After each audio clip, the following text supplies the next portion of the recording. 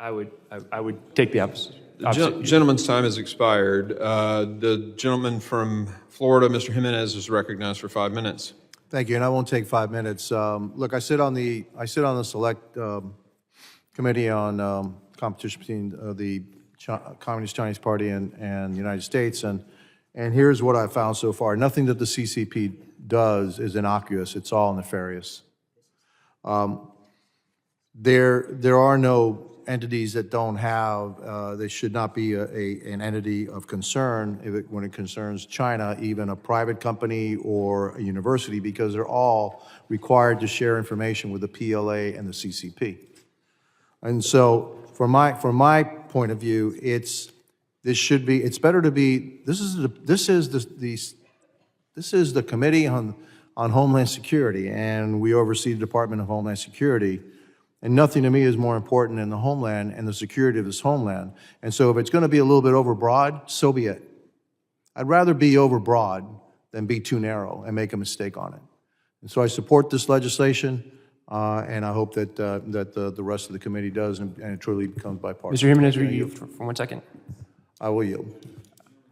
I appreciate that, and I get it. I get the approach. My concern is the unintended consequences for universities, colleges in your district, in your state, that if they, by being overbroad and not having a tailored approach with no waiver, right, they could lose any funding from DHS. So in Florida and New Jersey, Hurricane Sandy, Ida, significant consequences where having a FEMA, even just one-off, right, you may not be eligible. And so to be in that situation because we were overbroad with no waiver, again, just unintended consequences. We can do what we did in the last Congress and have a strong approach.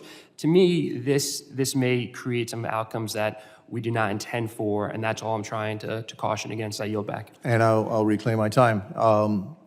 The answer to that is that I wish them not to have any kind of ties to Confucius Institute. So give up the funding from China. And I understand why they all said, well, hey, we looked at this and we never had a problem, et cetera. What, are they going to tell you they had a problem? They're getting funding from China, for God's sakes. And so they're never going to admit that they had a problem or that they had concerns because of the funding they were getting. How much was it, Mr. Chairman? Over $3 billion? $3 billion. In funding they were getting from China, and that's the problem. So what I'd like to see is complete cutoff from the CCP and any funding from China. They can get our funding.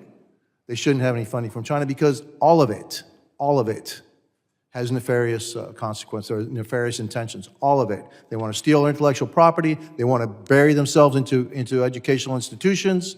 They want to spread misinformation. They want to spread their propaganda. And so, yeah, well, my time on the select committee has shown me some things, and it's also a year out where actually the threat of China is actually becoming more and more eminent or more obvious to us here in the United States. Their intentions are to be the #1 military power in the world by 2049, and they're probably ahead of schedule, and be the world economic, the dominant economic power in the world by 2049. And you know what? I don't want my children or grandchildren to live in a world dominated by the Communist Chinese Party or any Communist Party whatsoever. Thank you, and now I yield my time.